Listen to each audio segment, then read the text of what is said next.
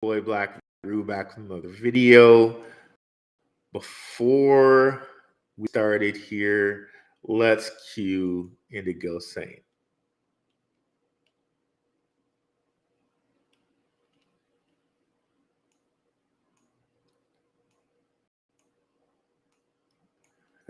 One second. I can't find it. We're gonna cue it. It's just my mouse sync skills are the worst. Let's go.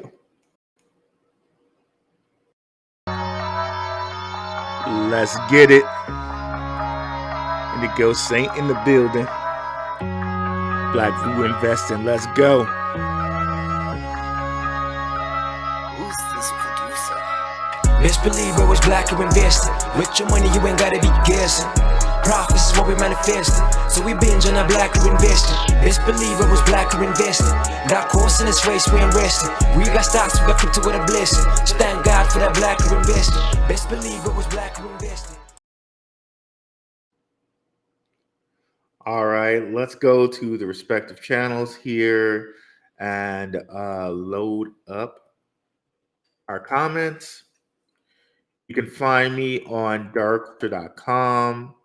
That's right, that is darkhorsewatcher.com, where you can like and subscribe and hear about all different types of wonderful cryptos like LCX and all the other ISO 20022 cryptos. LCX isn't one of those, but it's really related because a lot of the ISO 20022 cryptos end up being World Economic Forum cryptos, but that's a story for another day. Let's share the screen here.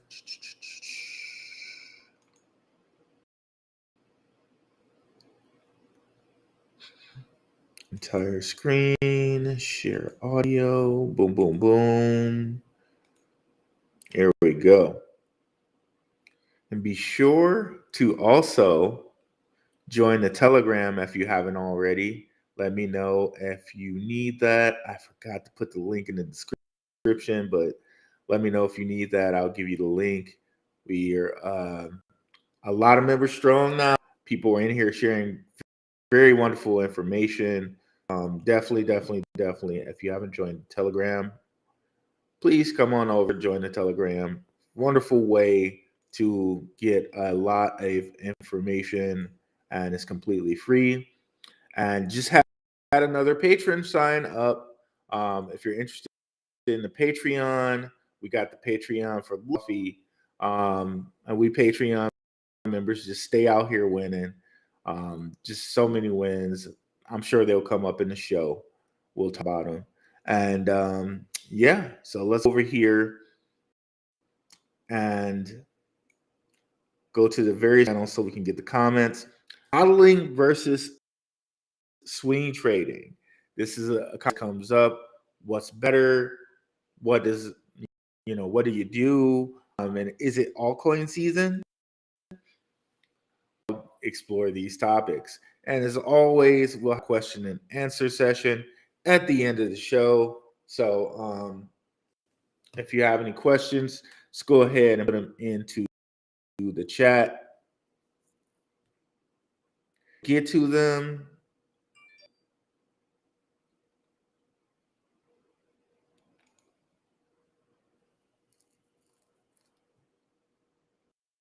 Bear with me as this loads. Also go to the channel on the crypto side as well. And while those are loading, we will go to trading view here. Load that up.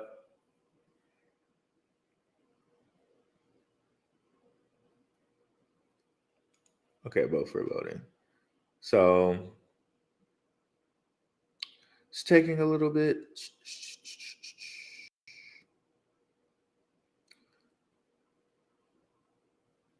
While that's loading, let me see if I can see who's in the chat already. What's up, Peterson? Good morning, sir. What's up, Cryptonomics? What's up, Stacking Satoshis? Appreciate you. What's up, G-Man's 4949? Okay, yes. Give the link to the Telegram. We're about to put that in there right now. Manage group info. Copy link. Boom, boom, boom.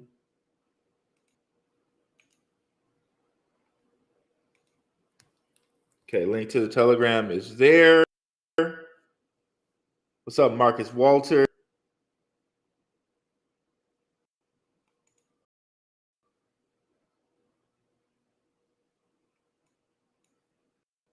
I don't know. I was taking a little bit today. So Peterson just joined. Appreciate it, bro. There. What's up, Marcus? So here we go. Okay, it's finally loading up here. I don't know. I was taking a little. So Peterson just joined. Appreciate it, bro. There. You're gonna have some little. What's up, Marcus? Gonna have some echoes here. Don't worry, we'll take care of that right quick.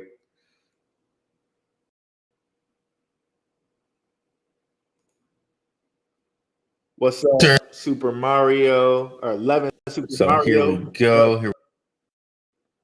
Okay, here we go. It's finally live over here.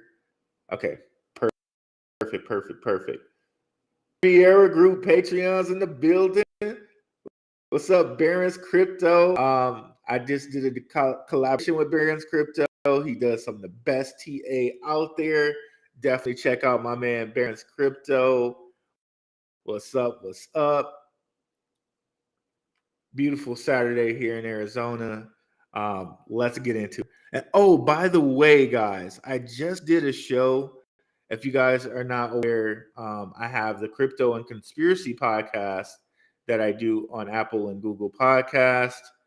We just did a wonderful show, very downloaded, like at least 20 downloads now, about money is sacrifice. I did this with Slick Dissident and homie Romy from Rising from the Ashes. So definitely get on Apple and Google Podcasts and check that out. There is a visual version of this show. It's on Rockfin, but I'm doing this thing where I'm doing premium. Like, you have to sign up for the Rockfin subscription to get the visual version of the show, the Crypto and Conspiracy Show. So FYI, I got alternative content. It's Crypto and Conspiracy. You can find the visual version on Rockfin, and the audio version will always be free on Apple and Google Podcasts. It was a banger of a show. Apparently, people like it because they're downloading it. Definitely check that out if you haven't already. Okay, so let's get into the crypto content. Here, let's see what would be the first place to start. The first place would be, okay, I was thinking hodling or swing trading. People need to know that, right? But people are talking about, okay, is altcoin season here? Now, one thing I want to look at for us here is that what's been happening this year is kind of strange in that when Bitcoin hits its little pullback, a lot of the altcoins start to actually going up. It's a little strange because usually altcoins move in unison with Bitcoin. So right now, Bitcoin's begin it's a little bit of a pullback, just a little bit.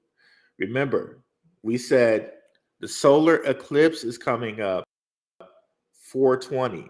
Okay, so we're 5 days away from the solar eclipse. Bitcoin, at least on the hour chart, is kind of moving sideways. I really think on a solar eclipse, not financial advice. I'm not a financial advisor. This is what I'm thinking.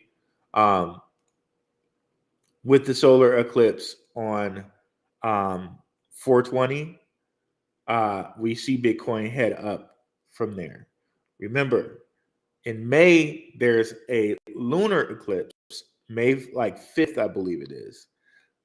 I think we see Bitcoin do a pullback from wherever it goes with this solar eclipse. Okay. So that leads us right into the conversation of hodling versus swing trading. You always think you need to do one or the other, but honestly, what I do personally is a bit of a mix, right? And on the case of hodling, let's just pick out a certain coin here. Let's go with XLM, okay? So to make the case for hodling for XLM, right? If we come, let's go to that day chart. Day chart.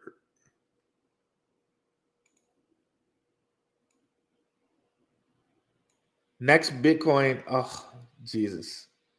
I'm telling you, my milestone. Jesus. Okay, so next Bitcoin halving. Where has Stellar gone with Bitcoin halvings, right? It's gone as high as 80 cents, right? That was the last halving. This is the last halving before that. As high as 92 cents, right? So maybe this is when we want to hodl, right? But if you're a swing trading type of person, right, you want to find cycles, and they're all two different types of cycles, right? This let me know, guys, if this is going to be hard to follow, because I'm thinking in my head this might be a little hard to follow, but bear with me here. So you got the 4-year cycle of Bitcoin, right? So there's 2 years of bullishness followed by 2 years of bearishness. And that's within the 4-year cycle of every time Bitcoin halves. And I know we have a really educated crowd here, so I don't really need to go over what Bitcoin halving means. But if there's anybody out there that doesn't know what Bitcoin halving means, just let me know. I will explain it. Okay. So we got the 2-year cycle of like it being very, very bullish. And you can see here, last time it halved was like in May. So we got the bullishness for about 2 years, 2.5, like a year and a half, right? And then from like November 21 all the way down to like maybe the end of 2022, we had bearishness, right? So like a year and change of bearishness. And we're finally, if we were to zoom in on this, we're finally starting to get bullish again, right? Where it's gone from 7 cents to 11 cents. And we could analyze a lot of coins charts and find the same type of energy, right? From like December 22nd, from the end, from the begin, excuse me, from the end of 2022 on, most coins have been kind of gearing up for this bullishness, right? But let's say you wanted to be a swing trader. You're looking more in like the hourly type frame, and you're only holding on to things for like a day or so, or maybe even, a couple hours. You could go with the RSI cycle here, right? From when things are sold to when things are overbought. You could play those cycles. One could play those cycles. However, if you're playing those type of cycles, the only way you're really making money is you're using like a lot of money, right? So like you're playing cents. Like here we got like, okay, this is like 10 cents right here. Right here, this is like 8.5 cents. So that's a cent change, which is like what, 20%. So you could make 20% here. How much money would you need for 20% to make a difference, right? If you had $1,000, 20% is like $200. Okay, you made $200 over what, 3 days? Does that make a difference for some people, right? If you had $10,000, you're making $2,000. This is not financial advice at all. This is not financial advice, but if one got good at mastering these things, one could do that, right? Let's go out here before we continue on with this. What's up, Parabolic P? Another Patreon in the building. Relaxing Serenity Sounds. What is up with you? Love Relaxing Serenity Sounds.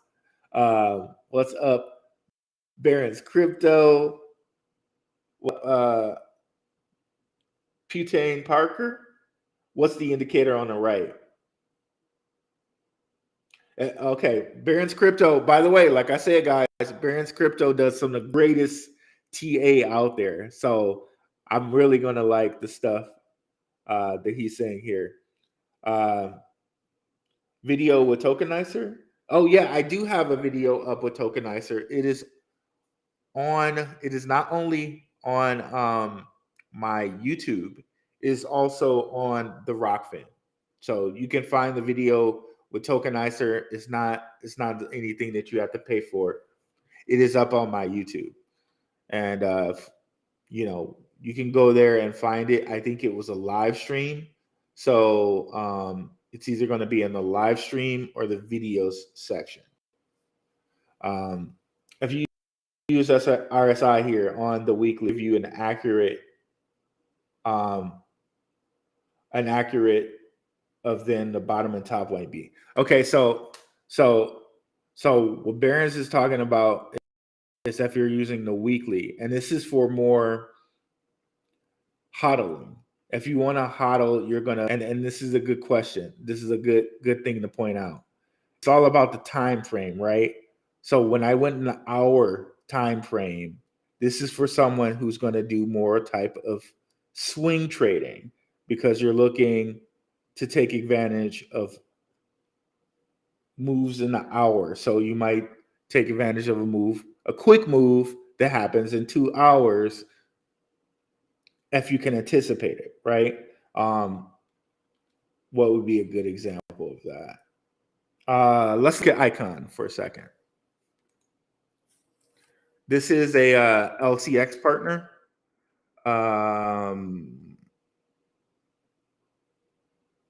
Bybit, MXC. Let's look at we can look at it on Binance. So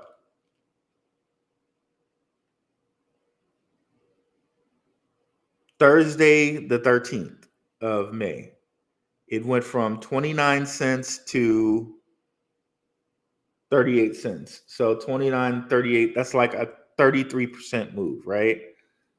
Someone could have decided, okay, I am happy with that 33%.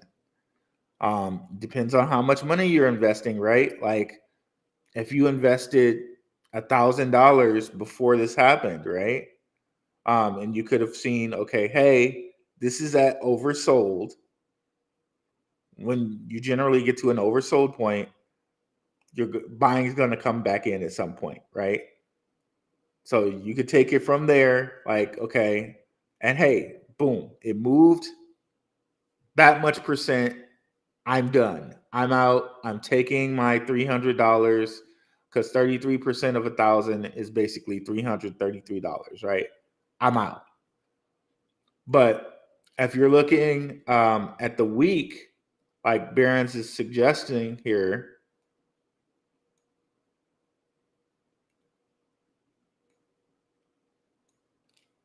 woo, okay, it's I don't know why I did that. I don't need the code. If you're looking at a weekly time frame, well, this is hard to this one's going to be hard to see because it just made that real violent move, right? If you're looking at a weekly time frame, you're looking more to hodl, okay? Um, and we can look at certain weekly time frames on things that are bigger, like Bitcoin, like right here, right? So Bitcoin is dangerously close to oversold. One might think at that point in time that you would need to get out. Um, however, since the solar eclipse is coming, I really think it's going to continue. But one would say it's time to get out on the weekly chart. I tend to do more swing trading. So I'm looking at, okay, the hour chart, which hourly, hourly you can pick up more quick moves. Now, okay, before we go on for that, let me go see if there are any more questions.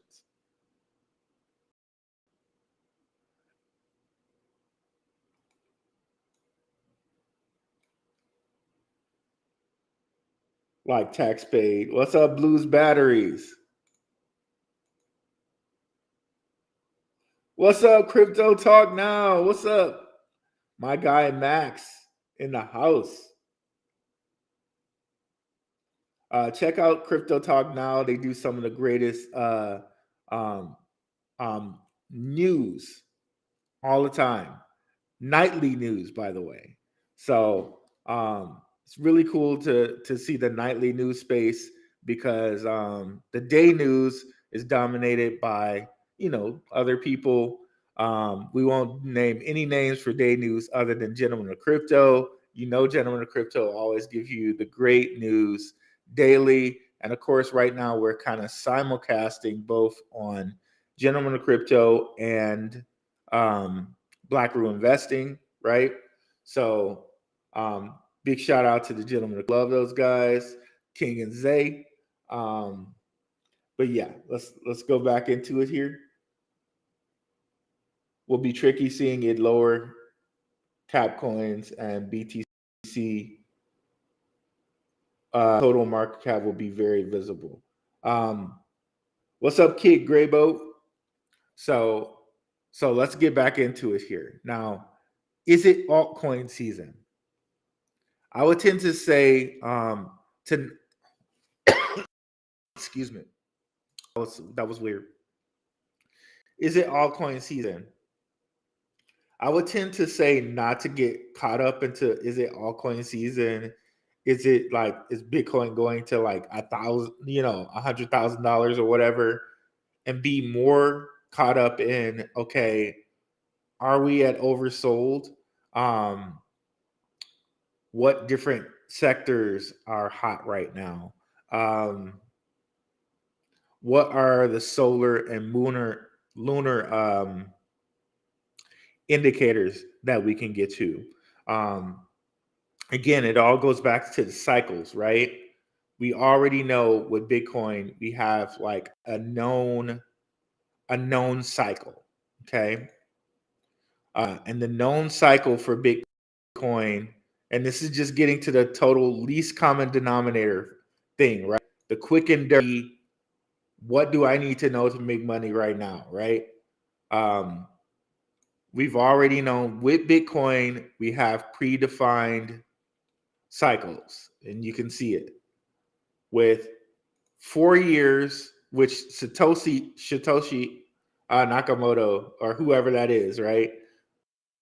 Built in every 4 years Bitcoin to have, and we will see a bullish time, right? That was actually more clear on the stellar chart, which I'll bring back up here.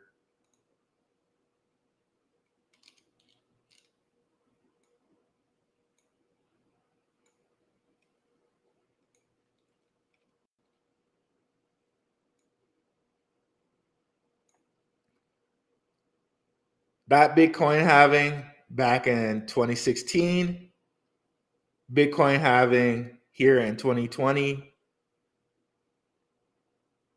we have a predefined cycle here. Every 4 years, Stellar is going to be bullish, right?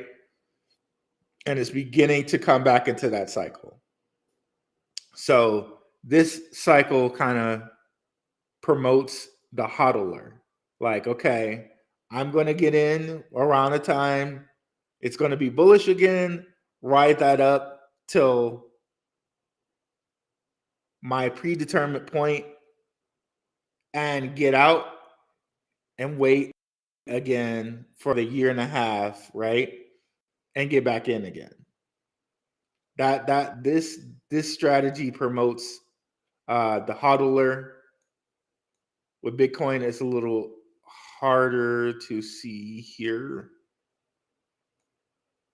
because you got this little blip here in 2019, which really makes me think, because remember, this is Rona. Rona came in here and slowed Bitcoin down. It really slowed it down. It looked like it was going to go a little bit earlier. But anyways, we have the halving here, and then we have the halving here. Okay, so now we're very dangerously close to the next halving that's coming up. And again, like what happened in 2019, it looks like it's going to go again. We shall see what happens here. If it just if it slows down like it did in 2019, or if it pulls back and we have to wait again until the halving to happen. But remember, in here we have a black swan event, which was Rona, and that was right there. Let me put some text there.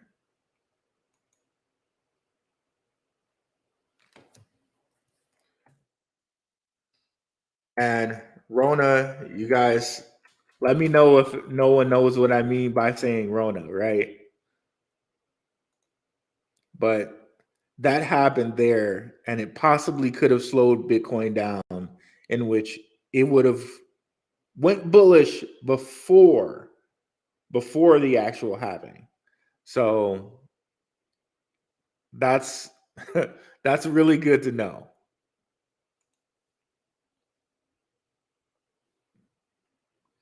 But if you want to try your hand at the swing trading tip, instead of looking at the 4-year cycles, you might look at the hour long cycles.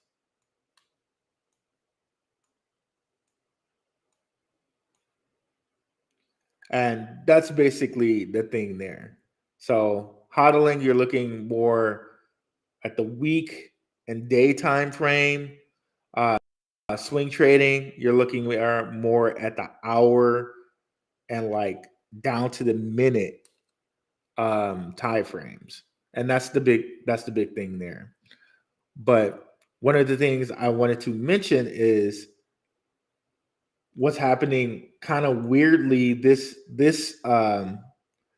bullish season is that whenever Bitcoin kind of goes on this little like low period, sometimes like right before Bitcoin's going to do something, we have things like a Casper or something like this. Like we'll have different altcoins that are actually going bullish when it's pulling back. That's really kind of odd to me. So there's Casper there. There's where do we have it? And Casper's a mainstay on this channel, you guys know. Next Era as well. Oh, Next Era is so beautiful. So let's see if we got any questions here before we move on. I say no. Altcoin season pops after Bitcoin halving. Minimum 2024. Okay. Okay.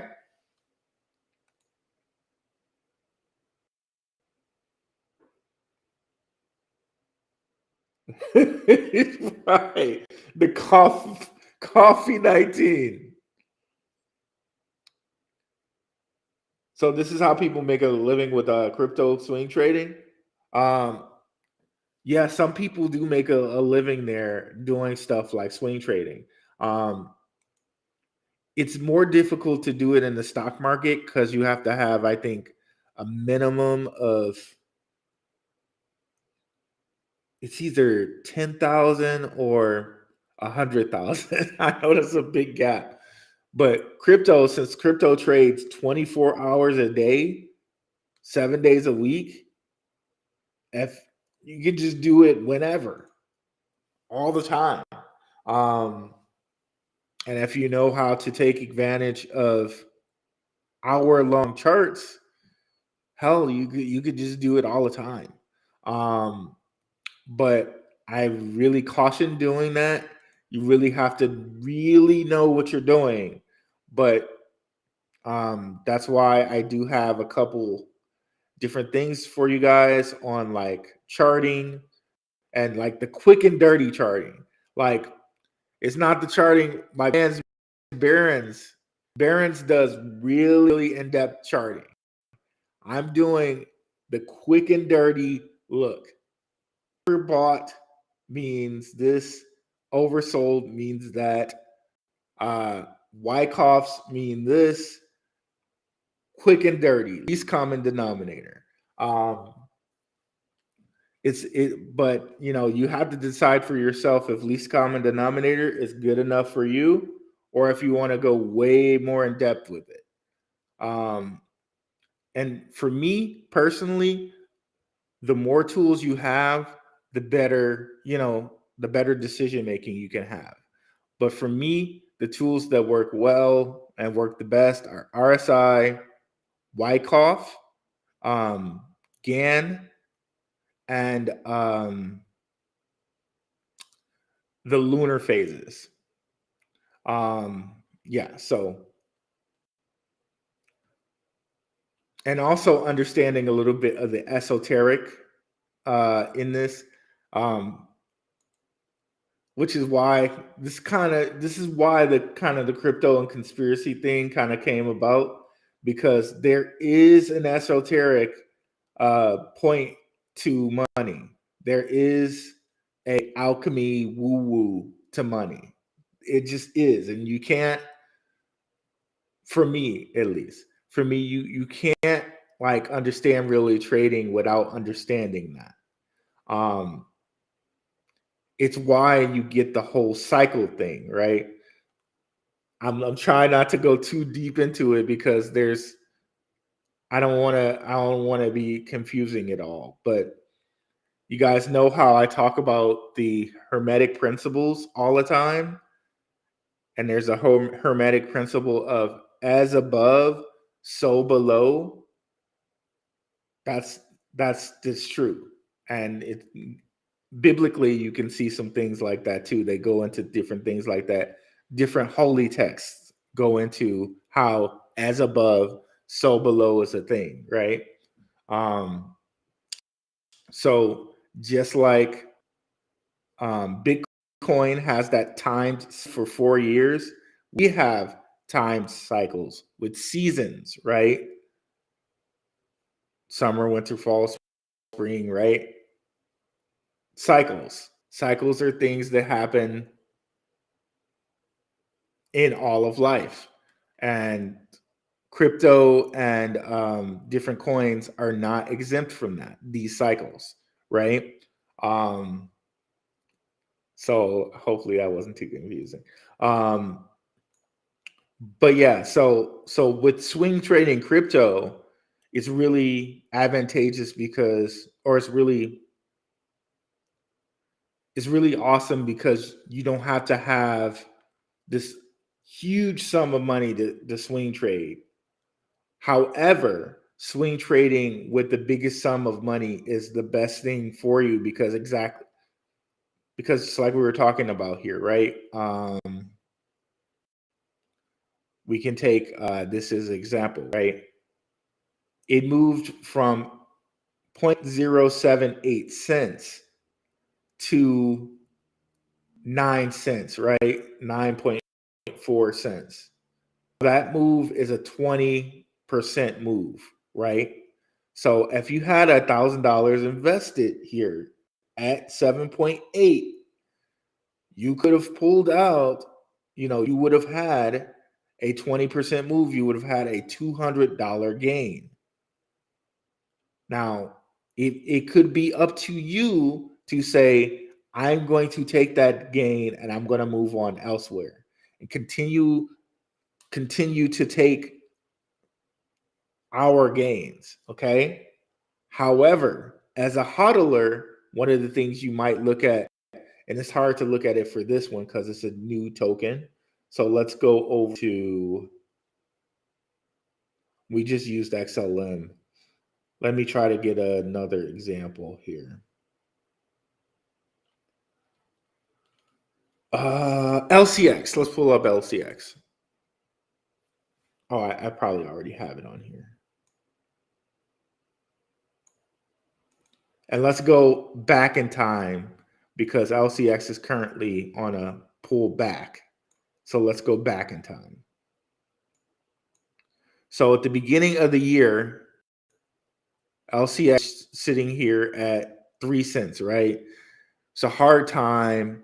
Everybody was just coming off of the FTX thing. So they were like, okay, exchanges don't have any utility, all of this different stuff, right? But LCX goes from 3 cents to 7 cents. So that's like, and the reason I'm taking this point is because, okay, maybe at this 7 cents you're thinking, I'm just gonna take my gain. Okay. What we know is it went all the way to 16 cents, but let's just take this point in time. I'm going to take my 2x and move on and go elsewhere. However, if we go to the day chart, and this is something you have to decide for yourself as a investor. If we go to the day chart,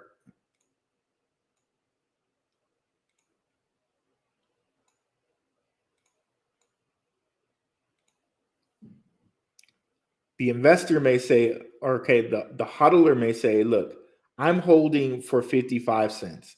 I believe that this thing can go to 55 cents. That's what I'm holding for.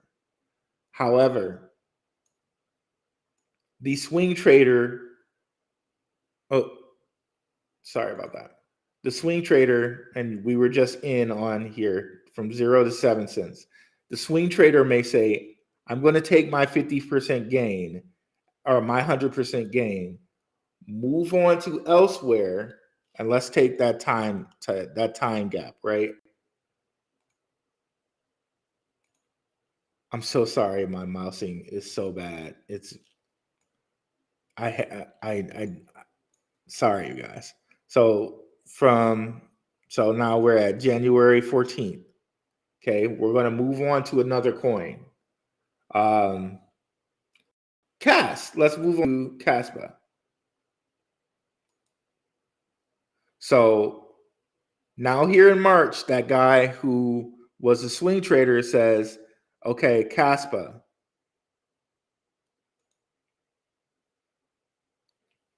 Okay, that day chart, I'm gonna do it for us. Let's go to the hour chart.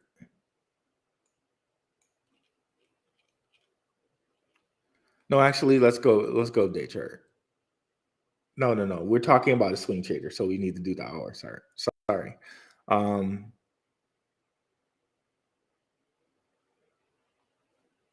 This one's not going to be a good example. Casper. Okay. So that person who's now gone and made that LCX money, right? Now it says, okay, Casper's at an oversold moment. I'm going to put in my money right here, and I'm going to take out my money when it goes to overbought again, right? So oversold here at 3.8 cents, and then it gets overbought here at 4 cents. So that's like a 20% gain. If you invested $400, that's $100. So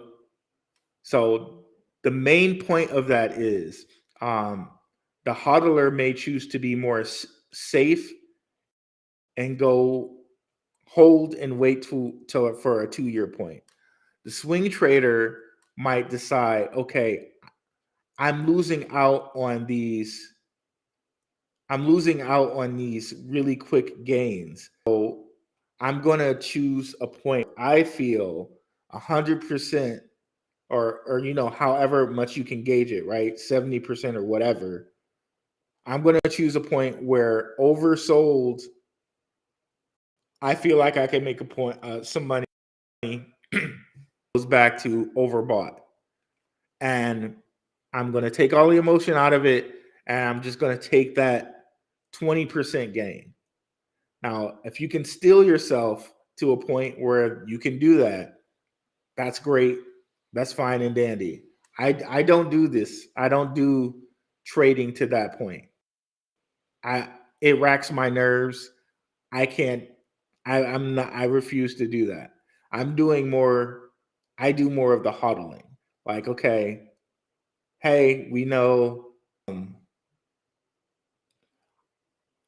I know that we're heading back to another bull run.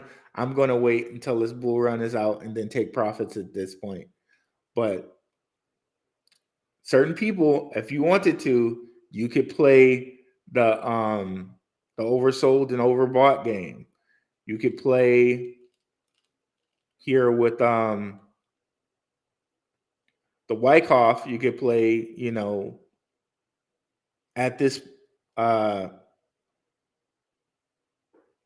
at this point in the Wyckoff, where it's to this, you could say this is oversold in a Wyckoff when you get to these yellow, to these red humps, the top of the red hump to the top of the green hump, oversold and overbought. You could play that game. It all depends on how much you're comfortable with risk. Okay.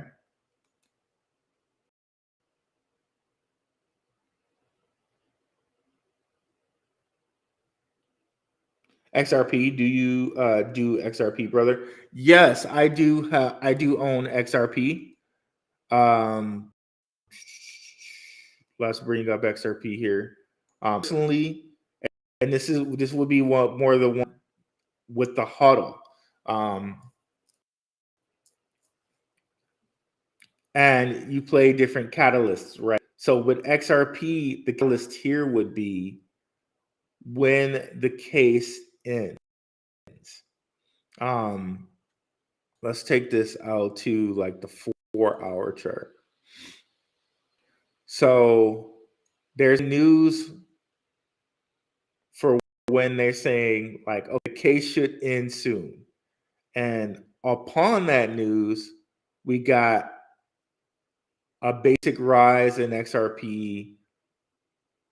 Well, technically, it's close. It was close to almost 100% rise, but from 30 something cents to 50 cents, that's like what, a 50% rise?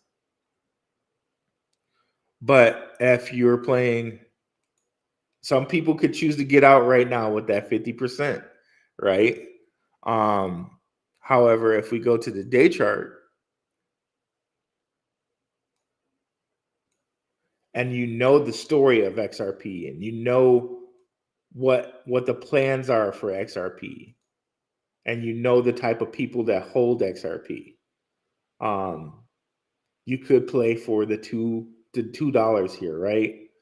But you got people out here talking about XRP to $13, which sounds ludicrous. But when you look at XRP's a member of the Digital Pound Association, you look at XRP and what it was meant for. You look at XRP and the on-demand liquidity. You look at all the different BRICS nation banks that XRP is in league with. For you, $2 may be like, okay, I very much expect even more than $2. So maybe for you, you hodl to the $13, right? And I know that sounds so ludicrous, right? It sounds so ludicrous, but if you could do if you've done all the different research on XRP, and we've been over it here before, right? We play Bearable Bulls channel. Bearable Bulls, a big XRP hunk. All he does is XRP videos. Definitely go check out his channel. You know that the things that they're preparing XRP for, maybe like just even saying $1 is like you're really underselling what XRP is meant for. So yes, I do XRP, and is 13 a possibility? A lot of people think so, and there are a lot of valid reasons why they would think so. But you have to pick your own point. You have to pick your own point that you're comfortable. I can't say that I have a point yet right now that I'm comfortable to sell. We'll see once the case is over, and where it pops after the case is over. I'm definitely going to de-risk some. I'm definitely going to say, maybe I take off 20% of my position or 25% of my position, and then see what the charts are telling me. But yeah, and that's another way too, actually. So when I say swing trading and hodling, I'm probably somewhere in between the middle of those. Like, is there even a word for that? Hodl, swing trade? It's all about de-risking in my mind. So once this case pops off and XRP makes its initial real big push, I'm probably going to de-risk some. I'm probably going to take like 25% of my portfolio and sell it, right? And why would I do that? Because look at how many different coins we've shown and how many different places where these coins have taken off, right? Like we were just looking at Caspa, right? March 9th, Caspa started taking off. LCX. Where's LCX?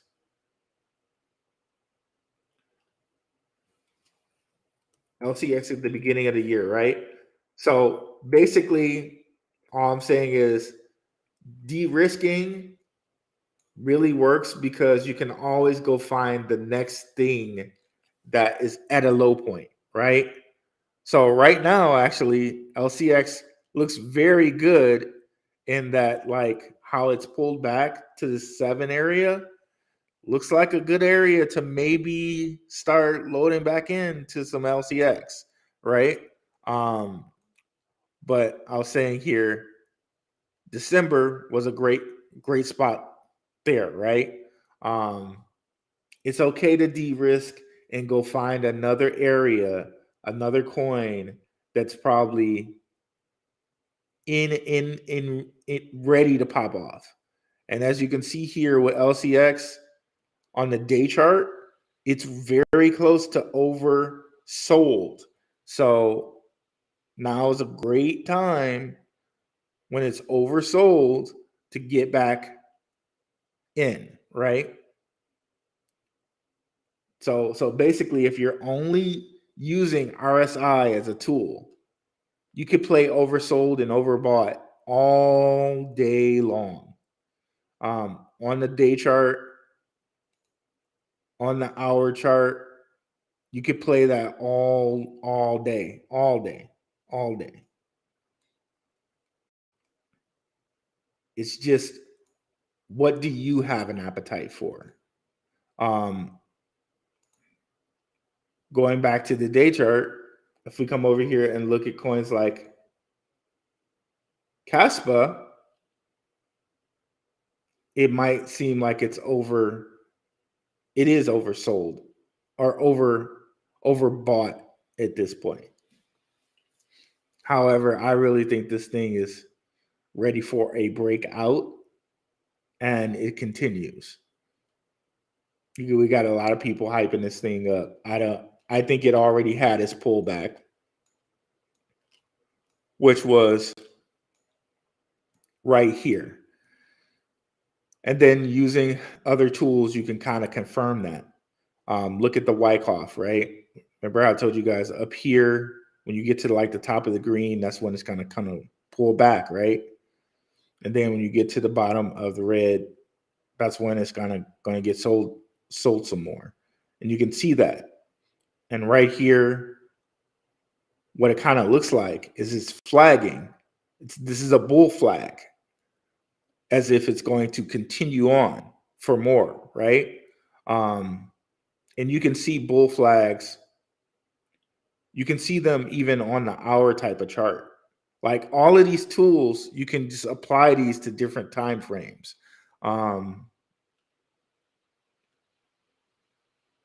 Let's go look at the hour time frame of what's something that just broke out on the hour. Next era. Let's see. Next era.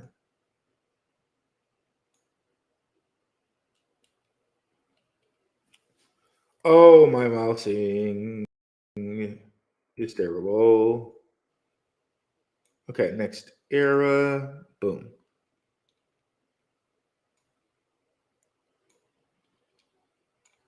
Okay, that one's a little bit messier, but you could kind of see a bull flag right here, right? It's clear right here. It flagged, came back down. Like, is it really clear that you guys can see what I'm talking about? Because I'm not sure if it's clear.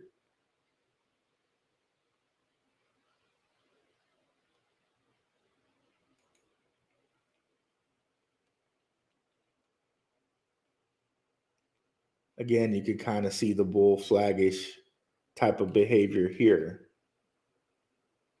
Went up here, flagged for an area and broke out. It gets clearer when you put it on certain other time frames, but please let me know if what I'm saying is clear.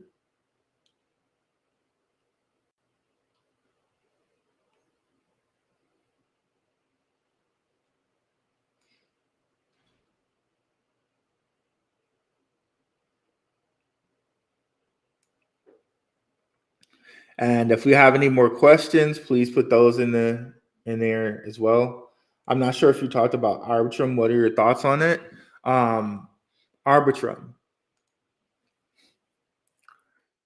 My thoughts on Arbitrum is that I think at some point we do see it break out here.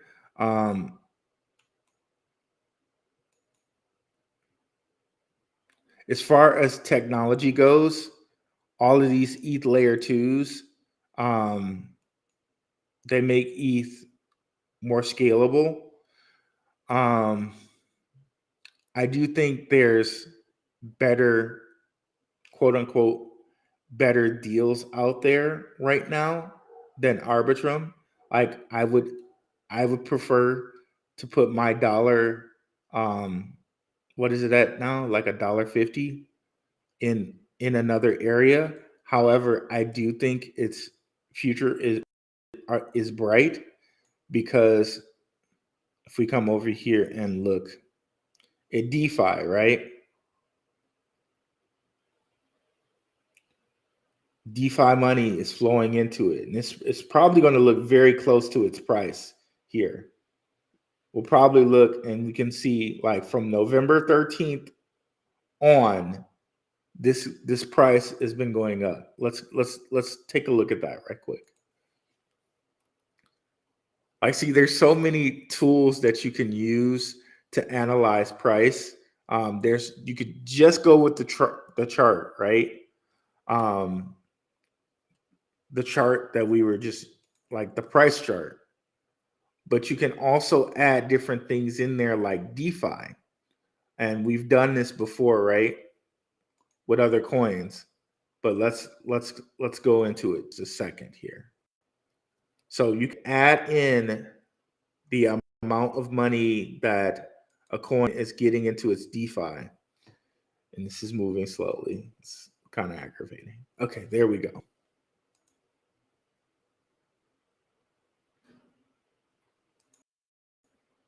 And I'll show you guys what here.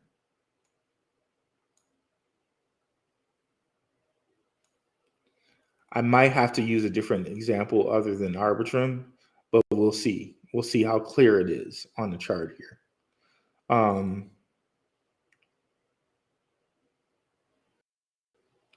Okay, it's not with this one. Oh, sorry guys, my mouse. So let's see. Last 3 months, it's not going to show. Okay, let's use another example because it's not going to be clear with this, and we'll get back to Arbitrum. Let's use Conflux as an example.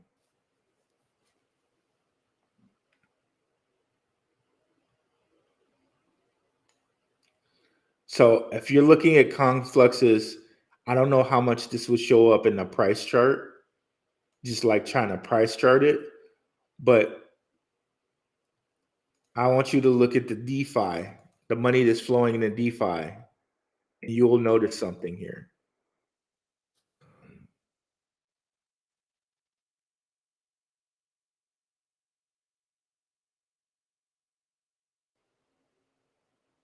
Okay, it's because I'm on Arbitrum. I need to go to chains.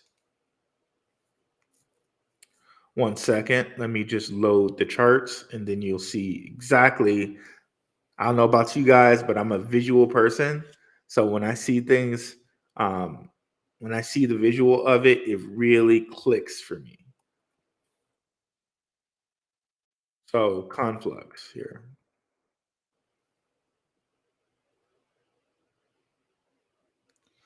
So if we come over here and look, February 9th, its DeFi total value locked was like 7 million. We may even be able to go back to like January, right? But let's look here. So January 25th, right? Its price was at 3 cents.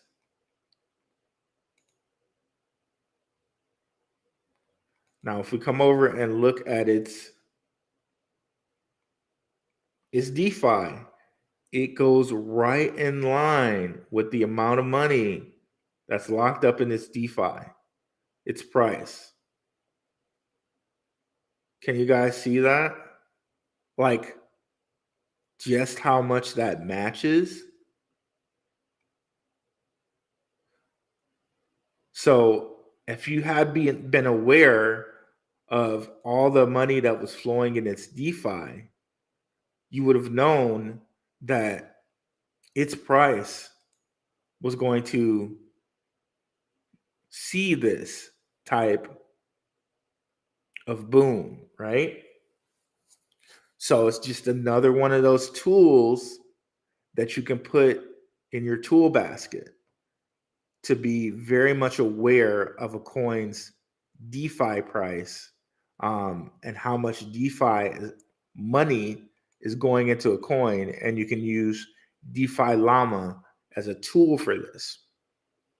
If you come over here to chains, you can watch different chains like Conflux, and you can see how much money is going into their DeFi every day, every week, every month.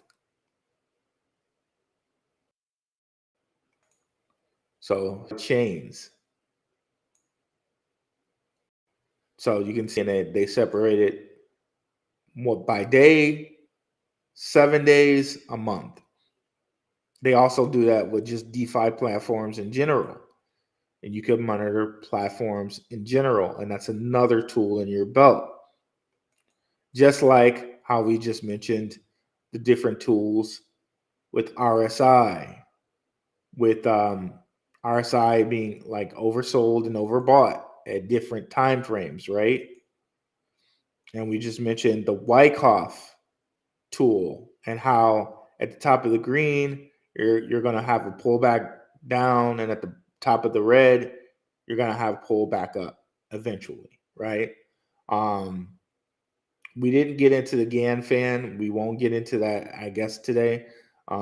Um, Definitely go check out my videos and I get into the GAN fan. And the GAN fan, the biggest thing about it is that it's just a resistance, and better resistance than just using a straight line because it goes over time. So I guess we got into it a little bit. But yeah, Arbitrum,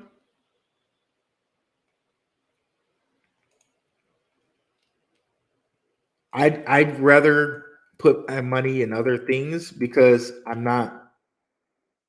I think it has a bright future, but where do we go with this one? Um, there's no price. We don't have any. We don't have a chart to kind of say where it's been. You know what I mean? Like everything is new for this.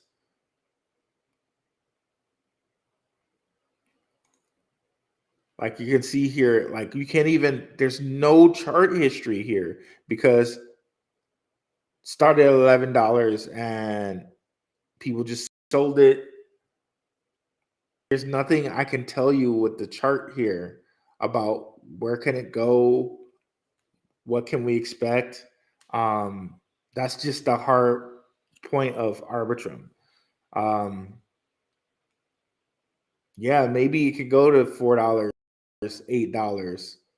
Um, I can't really tell you here with this chart looking like this. Um, but one of the things I guess you can do is look at, okay, what are some things with 10 billion supply?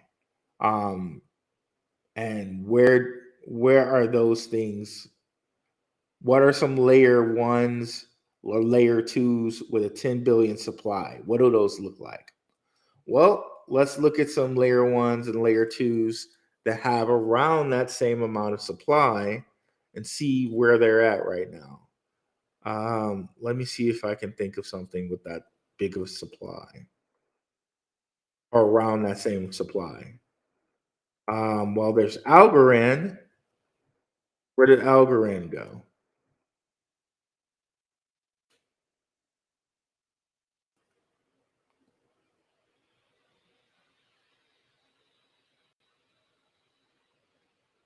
So that's a 10 billion supply.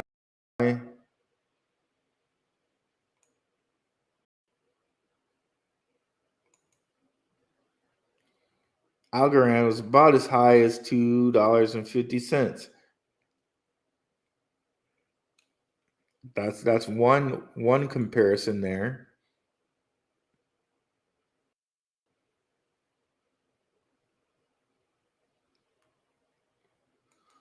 What's another one that was around 10 billion tokens? Algorand's the only one I can. Oh, okay. I believe the graph is about 10 billion tokens. Where was the graph at? So a little bit more than 10 billion. How high was it in the last bull run?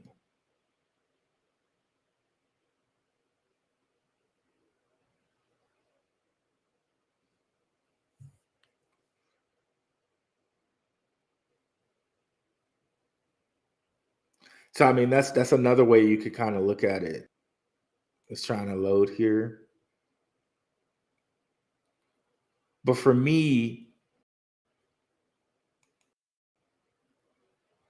at this point, looking at Arbitrum, I would almost say, okay, if I'm going to spend $1.68 on something, maybe I might want to go in a couple other different directions than spending it on Arbitrum, right? But let's see. So this was as high as $2. And I'm not sure if you're familiar with the graph as a project, but look at the graph. That might be something I would choose to spend my money on instead, because it's at 17 cents. It was as high as $2. Why go spend money on Arbitrum and you don't know where it's going to go? Maybe it doubles, but here with the graph, you have a possible, what if it gets back to $2? Hell, if it gets back to $1, that's 15 cents. So that's like, let's say it's around 15 cents. 15 times 2 is 30. 30 times 3 is like $1-ish. So you got a 7x here, possibly. I think I would go in other directions other than Arbitrum. But it's totally up to you where you would like to go. I'm just offering a different opinion.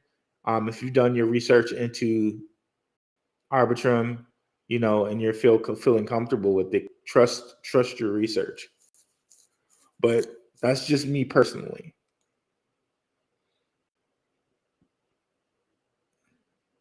So blockchain bully, Janin Hayes. Am I missing comments over here? I can see comments on am I not being able to see these comments here? Let me see.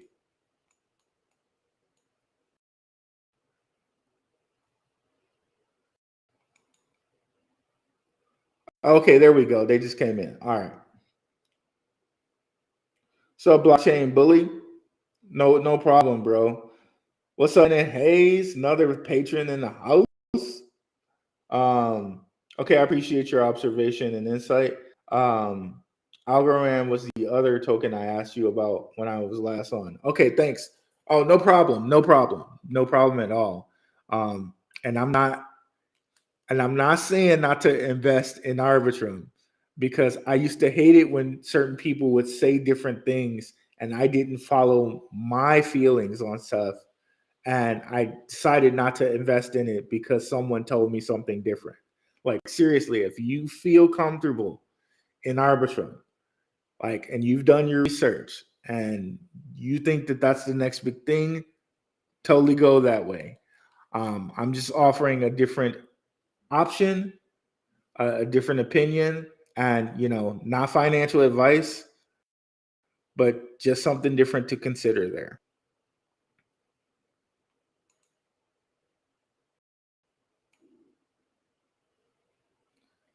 I don't know why I pulled up Objective. I was trying to see some different token supply. I did not know that Objective supply was this small. But yeah.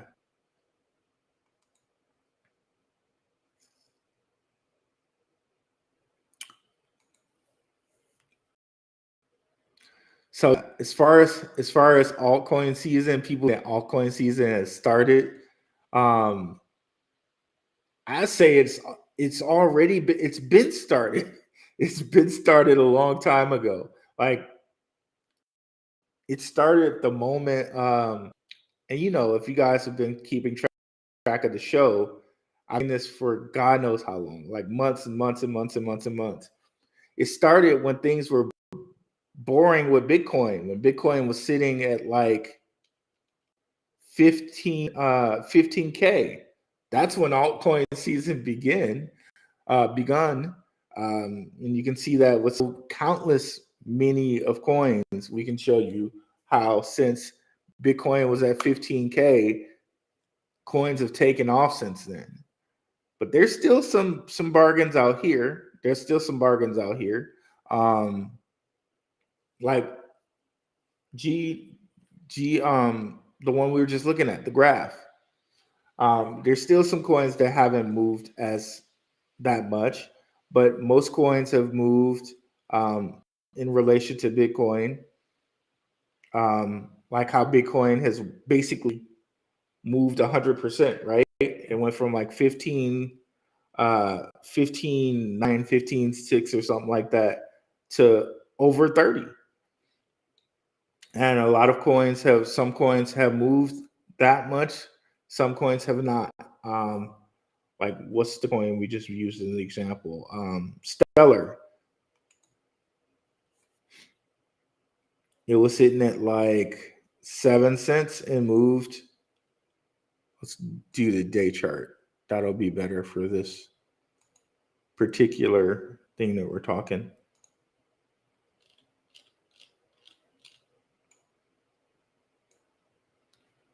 So yeah,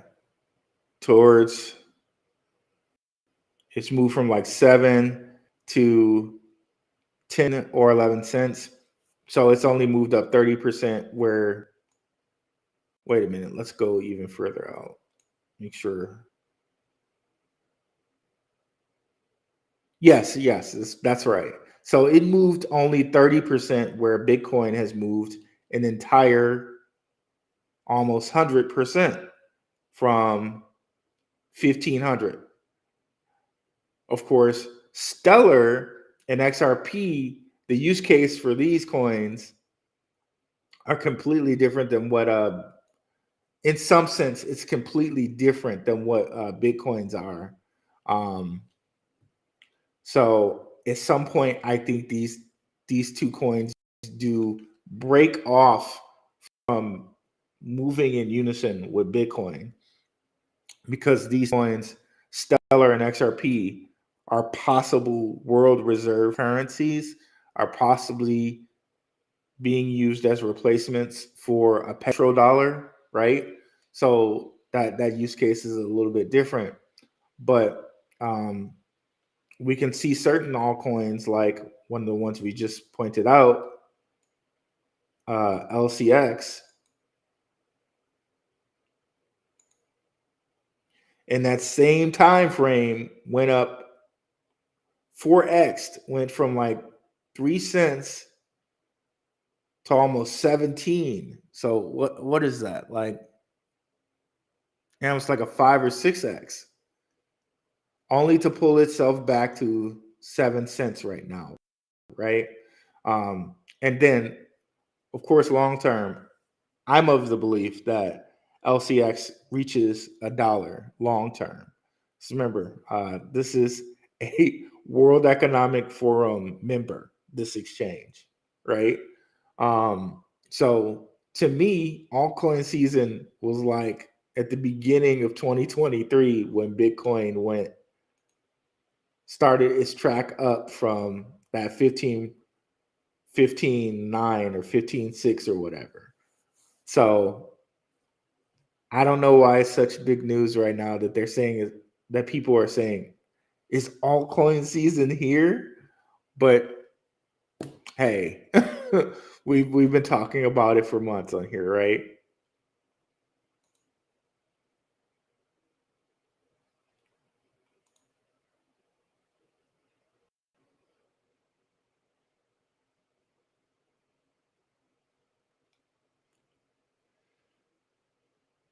Jupiter seems to have had a big reversal.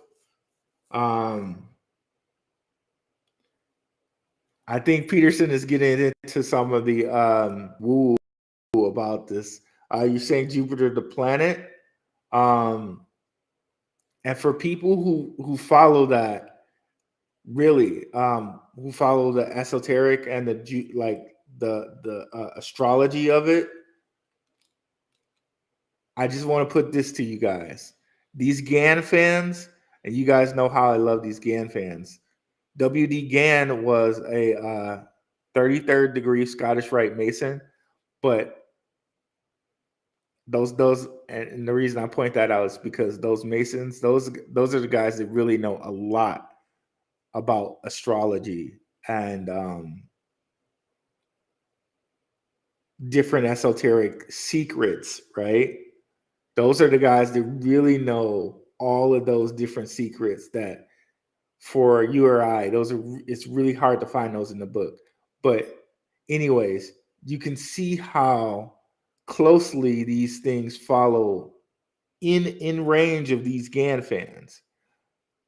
And he created these things using astrology, using lunar cycles and solar cycles. This is where these things come from that he created. I also think that Wyckoff used some of those things to create his Wyckoff chart too, by the way. So when people talk about Jupiter and different things with Mercury retrograde and stuff like that, I know the tendency for most people is to just slub those things off, but those things do have an impact on the market. They just plainly do. And what is it like with the moon? Like the moon controls the tides, right? Like the tides go in and out based on if it's a full moon or not. And so it's said there's more carnage that happens in hospitals on full moons. If the moon controls the tides, right? And the tides are water. And we human beings are mostly what? What is it, 78% water or something like that?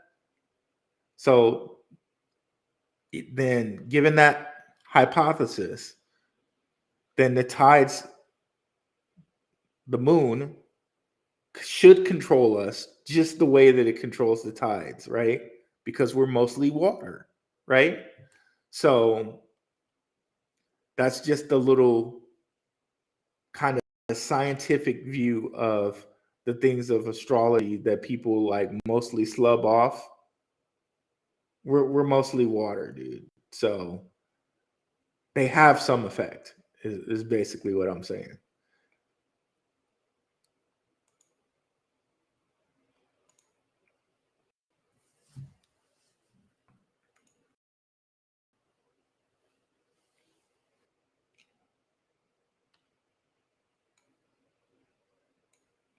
Oop. Let me make sure I didn't miss any questions here. And also, guys, make sure you join the Telegram if you have not already. It's free to join. People come in and post stuff. We share information. And of course, any information in the Telegram, it's not financial advice. There's people share all types of different information. It's not financial advice at all. It's just people sharing information. You still, in the end, you have to do your own research, but it helps to have a group of people who are doing the research together, right? So,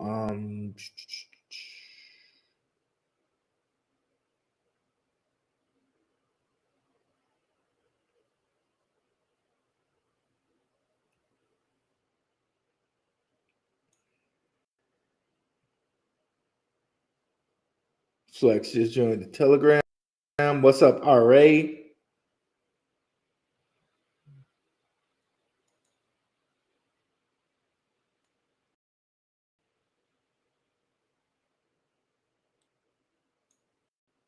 Yo, I've been following H&T for a bit. Are you familiar with it? Do you think they can turn around? They can turn the corner? Yes, H&T. So since the big move that H&T made that like seemed to be hugely questionable after what happened with Solana and FTX, right? So basically, I'm of the view of this. Solana's not going anywhere. It's just not. The big wigs that are invested in Solana, the powers that be that are invested in that aren't letting that coin go anywhere. So H&T is on their network now, and H&T is going to be the network for T-Mobile, right? Because the Solana phone thing is still happening. As far as we know, right? It's no one said it's not happening, and I still see a lot of new cryptos in relation to Ethereum. Talk about Solana, like they're doing this on Solana or that on Solana. So saying that to say, if Solana's going to stick around, then and Helium's going to be on their network with the whole Solana phone type of deal stuff happening, then H&T is probably going to be fine. I don't know why it won't let me pull it up here. This is so annoying. Come on now. Okay, there we go.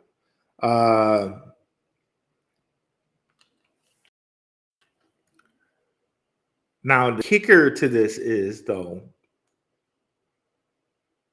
using a completely different coin for mobile. And the H&T coin is supposed to be like a governance coin.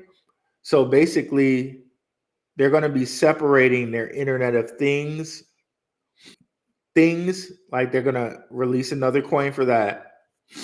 And they're going to separate that from the coin that they released from mobile, which is going to be called like mobile or something like that. So the H&T coin is going to be yet a third coin, but it's supposed to be like the governance coin for the entire Helium thing, right? So the question I have is, we know that the T-Mobile thing is going to happen. We know that that's going to happen with Solana. And it seems to me like the mobile coin may be worth getting more than the Helium coin. But I know they have the mobile miners around, but I'm not sure how you sell or acquire the mobile token other than minting, having a miner.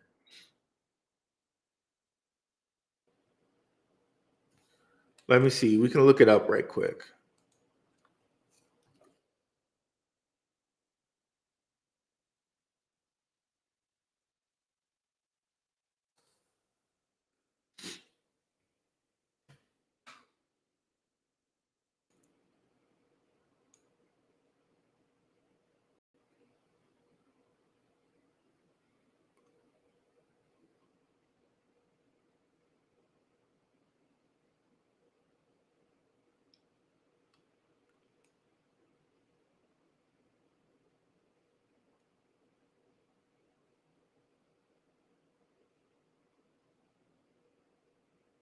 So here, yeah, this goes into what I was saying.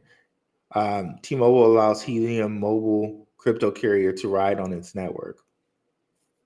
And the goal is basically T-Mobile's going to kind of carry the Helium network until it's big enough to just take the Solana phone on itself. So with that in mind, you would think that the Helium token might get some play from that. But since they created this separate mobile token, I think that one might be the more valuable one to grab. The thing is just how do you get access to it? So here it is. See, Helium 5G mine 5G mobile token. But where the heck is this mobile token?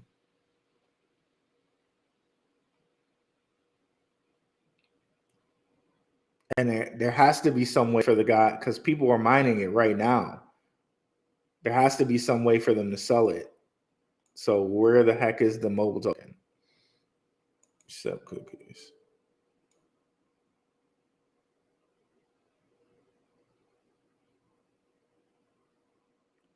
And here it looks like a miner that Parlay Labs is selling for you to mine mobile token. Okay, see, there it is. Get rewarded with mobile for providing coverage. These tokens will be redeemable for H&T. Okay, I guess they're redeemable for H&T, which is weird. Then why create the new token? I don't get that.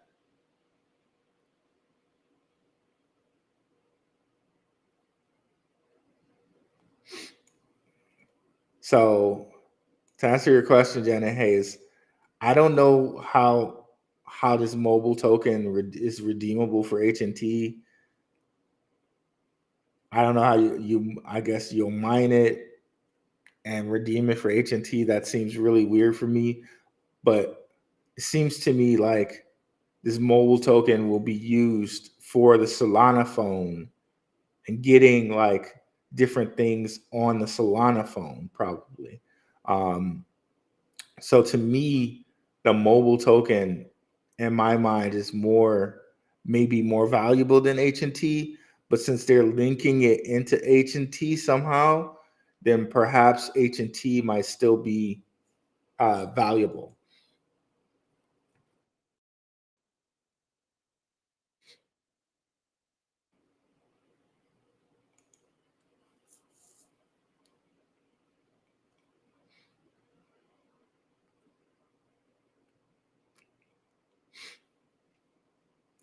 I haven't been watching it much lately,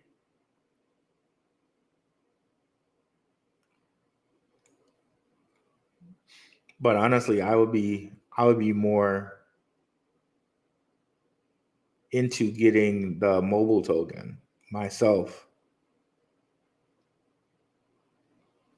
Okay, just moved a little bit here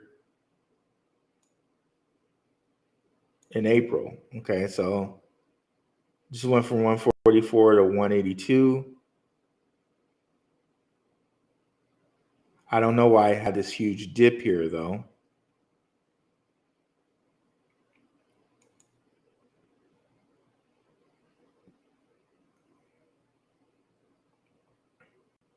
Yeah, I haven't been following this one enough to lately to really understand why it had that dip here.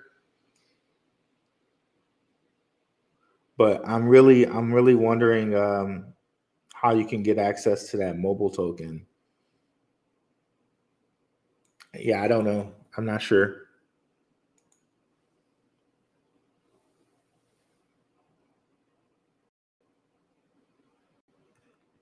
People people out here losing hope selling their H&T miners cheap out there. Yeah, I think the new mobile token was like a push to drive adoption to businesses and brands. Dip was bad press about executives skimming money. Ooh, that's terrible. That's terrible. But I know Helium was in a real tough situation because once that whole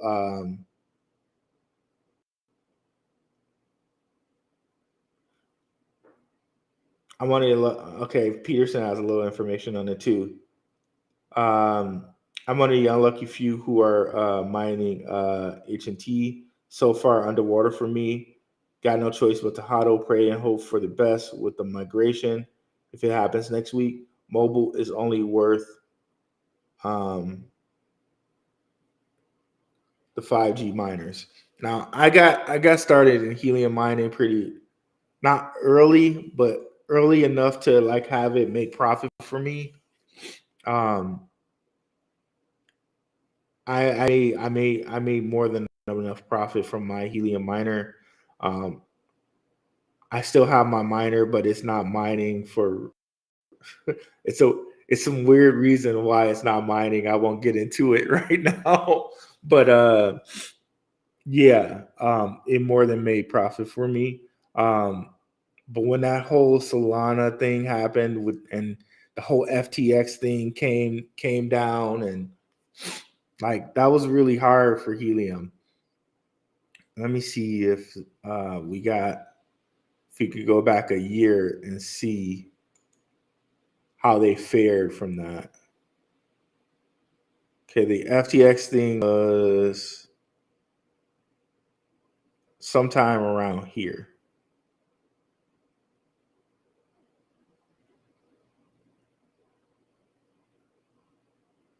Okay, so they had been falling, but I know a lot of people were wondering, like, okay, how are you guys going to do this Solana T-Mobile thing? And I'm wondering how the mobile token is working. Like,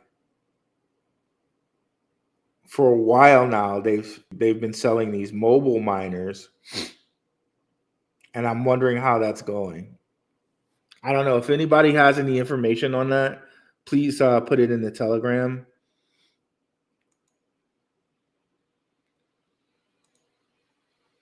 What's up, Ace? H&T is so scamish. Well, the idea of H&T is really, the idea of it seems real dope.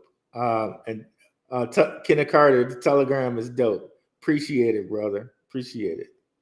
Helium started dumping when everyone realized no one actually used the Helium network for data, and that they lied about the whole Lime Scooters deal. Oh wow.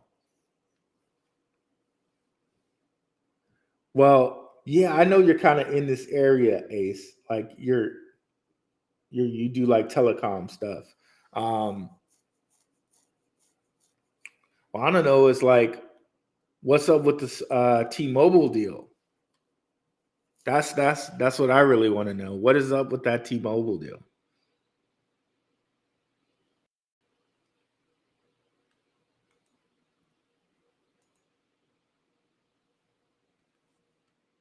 Because that T-Mobile thing could be really intriguing if the Solana phone actually happens and goes through.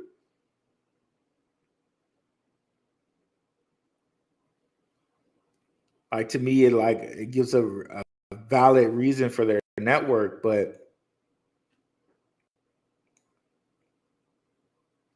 and I think all these dudes kind of skim. I think they all skim. These dudes must have got really caught doing it. I don't like that they are merging with Solana. I think it's a waste of development time. Yeah, that was a bad, like, that was the worst time to do that, man. When that whole Solana thing came down and the whole thing with FTX came down, that really hurt them, because they basically made the decision to go do the Solana and the T-Mobile phone thing, and that seemed like a great thing. But then FTX happened, and then everybody started realizing, okay, FTX was filtering a lot of their money in with Solana, and they were making all these Solana tokens and just grabbing more liquidity from, us, right? Us crypto investors. So anybody that was basically investing in Solana, in some Solana tokens, they were investing in, they were basically giving their liquidity for the people who control Sam Bankman-Fried, basically.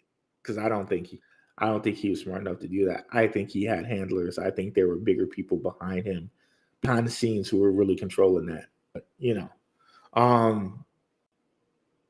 because like Serum isn't even around anymore. And that was like one of their main exchanges. It's done.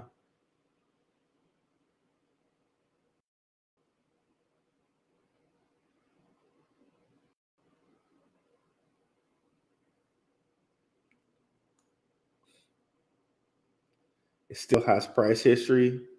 Or maybe it is still around, but I know for a while it was like frozen up and you couldn't do anything with it. Maybe now that they're talking about rebooting FTX, maybe something happens. I don't know. But Crazy, man. So once they made that move over there, like, okay, we're moving our network all the way we're moving it over to Solana, and that whole FTX thing happened. I'm sure they lost a lot of funding, a lot of funders. I'm sure a lot of people were like, okay, yeah, we're done with you, Helium. So I really hope this works out for him, though. I really do hope it works out for him. And that T-Mobile sticks to their plans and the Solana phone thing happens. But I don't see how anyone can invest in Solana knowing that Sam Bankman-Fried was doing the stuff that he was doing with Serum, and that he was like basically like filtering everybody's money out. And yeah, I don't know who would invest in it at that point.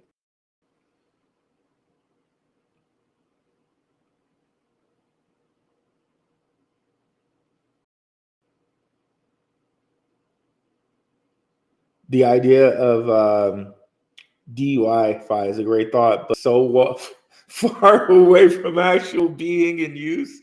Yep. I work wireless telecom. Solana Saga is rumored to run on T-Mobile. I heard it is a yes, but NFA. Okay. They have to choose a big boy carrier. They would fall flat on their face if they launch just on Helium. Right. Helium doesn't have the bandwidth to accommodate. Thank you, Ace. This is great information, by the way, brother. I appreciate it. The Soul Saga phone is unlocked, though, so up to carriers to pick it up. Got you. I wouldn't touch Serum or Marinade. SBF dirtied them. Yep. What about ZKP protocol? I see Reggie follows them on Twitter. What's up, Italia Grape? I'll look. Yeah, let's look into them. Yeah, so launch beyond repair. I think it will have plenty of pumps though, and plenty of dumps. Yeah, it'll have pumps and dumps. And that, yeah, that's one of the reasons why I couldn't really get into Apatos either. Which it's going to probably have plenty of pumps and dumps, and people putting money into it as well. That's the sole reason I can't really get into Apatos.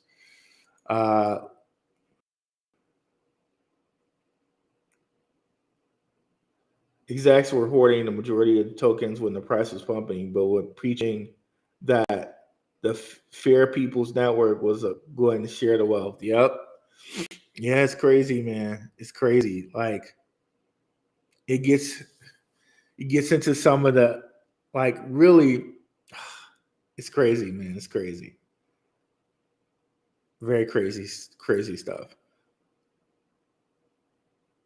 What do you think about Zigzag on the ZK Sync network? I hear it's going to be just like GMX token. Oh, really? I did not hear about Zigzag. I'll have to get into that. Let me write that down. Where did I do my pen?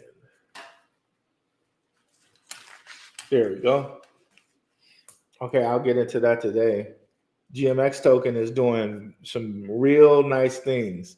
So hopefully getting that Zigzag early might be a very lucrative thing. Thanks, Kareem Thomas. Appreciate it, brother. Okay, let's look at ZKP, Panther Protocol. Reggie, the godfather of DeFi over here. ZK. Okay. Panther Protocol.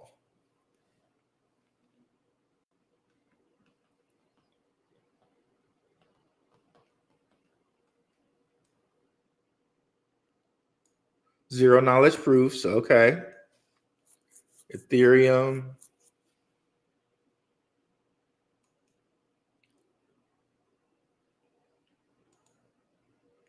Okay, let's see where they've been, and let's look at their chart. How old are they? Been around since 3/2/22. Okay. Okay. That's some those are some numbers right there. 3/2/22. 33 cents. That's something as well. Uh so let's see here.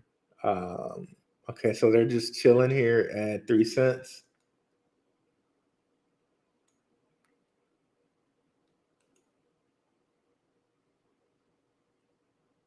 In addition to giving the users the ability to go fully private, there will be different levels of disclosure available. One of them, called zero knowledge disclosures, allows users to prove compliance without providing any underlying data, taking advantage of zero knowledge proof technologies and trust providers.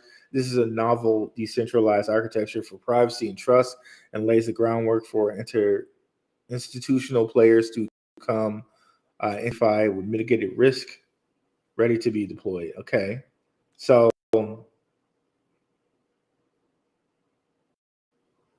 they're kind of laying the work, just like they said, for institutional like enterprise players to come into DeFi and have the privacy that they would want. Right? They wouldn't want to know people to know on a ledger how much they're investing. They would just want to prove compliance, but they wouldn't want like some of their details to get out. So that's that's cool. That's very interesting. Let's look at their website, and then let's look at their Twitter, and then let's look at the price history.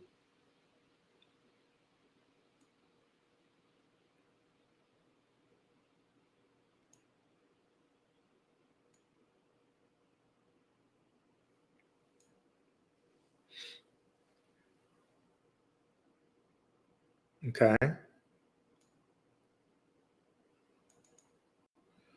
Building on a lot of stuff.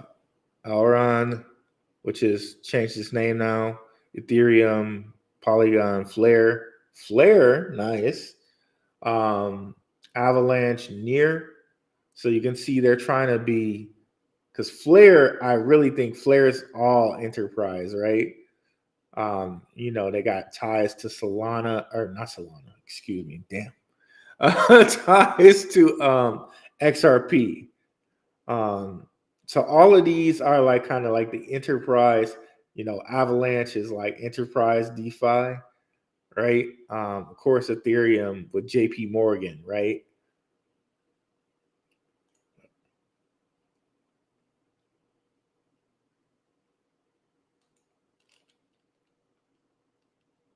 Is this the whole, I think it's still trying to bring up, okay, yeah, I was about to say, I think it's still trying to bring up their site, and it's finally doing it. Okay.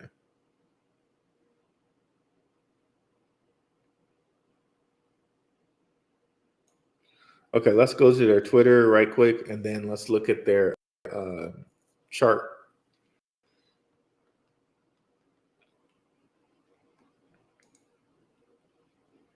Oh, that's why.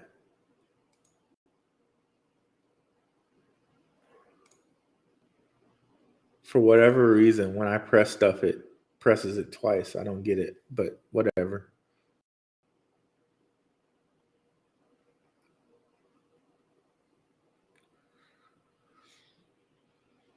It's taking a while to load.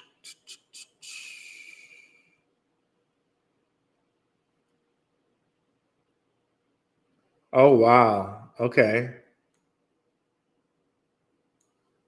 36 people I follow.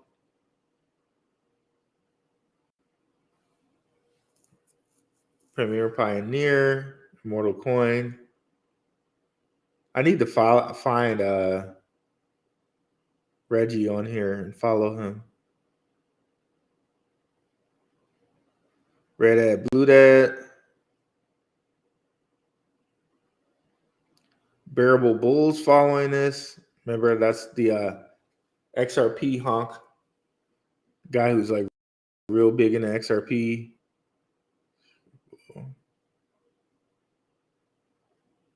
Okay, they have a pretty impressive list of followers.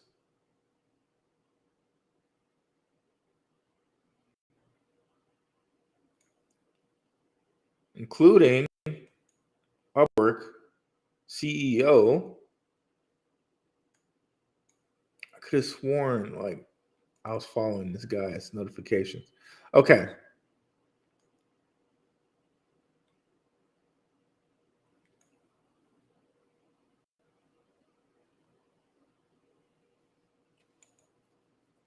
Okay, I'm just gonna watch it.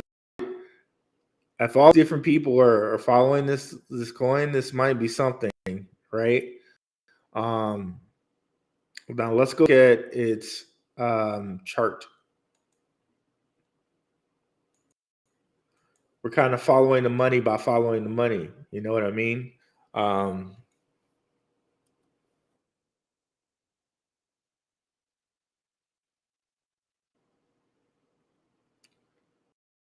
okay, let's look at see.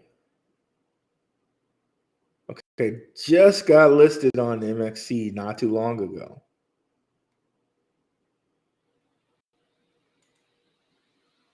Okay, let's see again where we can get this thing.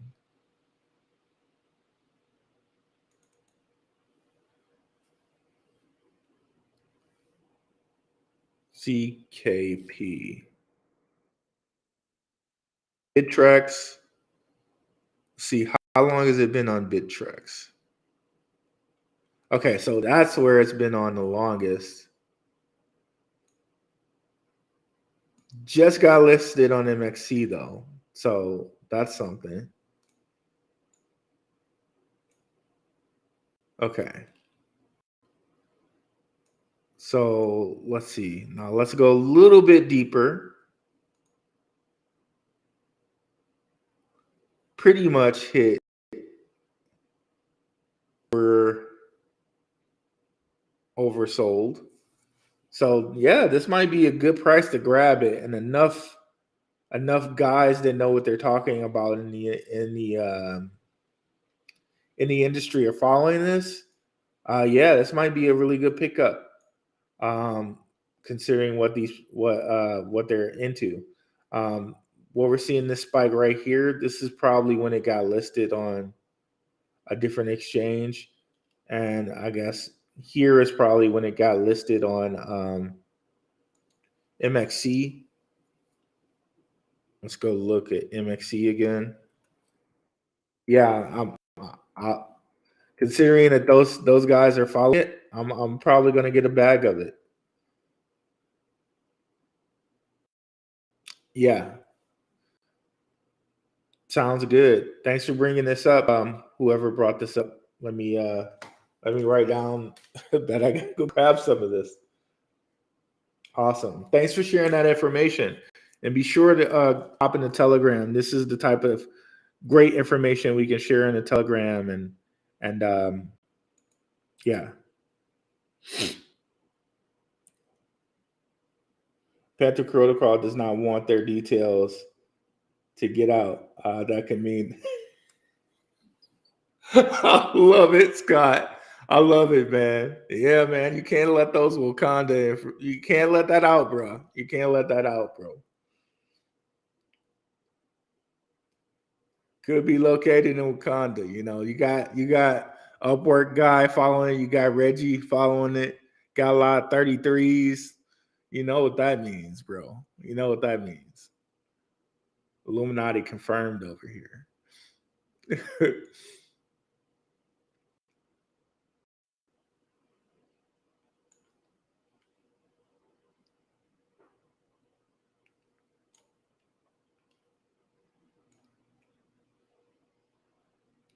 See, let's make sure again that we got everything.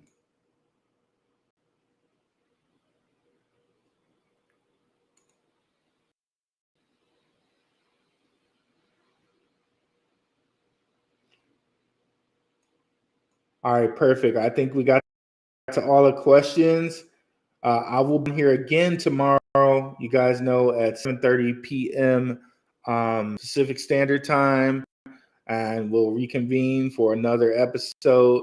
Thank you guys for making it out, and I appreciate the sharing of the information. Y'all have a good one, guys. Peace.